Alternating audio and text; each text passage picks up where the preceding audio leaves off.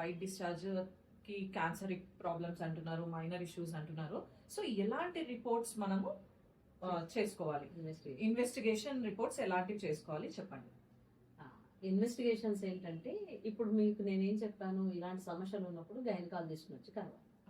Gynaecologist ఏం చేస్తారు అంటే, ఫస్ట్ మీకు జస్ట్ హిస్టరీ తీసుకుంటారు. ఆ హిస్టరీలో మాకు చాలా మటుకు మీ ప్రాబ్లం ఏంటో అర్థం.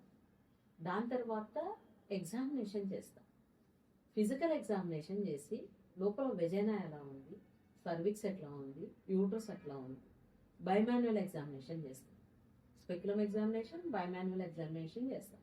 చేసిన తర్వాత మనకు అక్కడ ఇరోజన్ ఉంటే ఇరోజన్ కనిపిస్తుంది, క్వాలిటీ ఆఫ్ ద సర్విక్స్ కనిపిస్తుంది.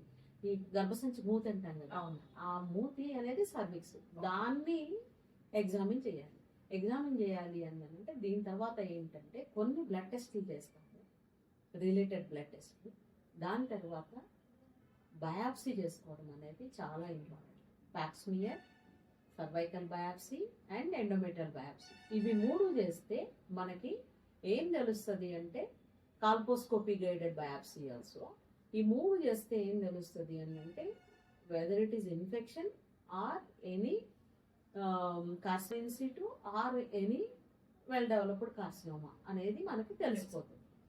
సో దాంతో మనకి ఈ వస్తున్న వైట్ డిశ్చార్జ్ ఏంటి, ఏ విధమైన ట్రీట్మెంట్ తీసుకోవాలి అన్నది మీకు డాక్టర్ ఎక్స్ప్లెయిన్ చేస్తారు.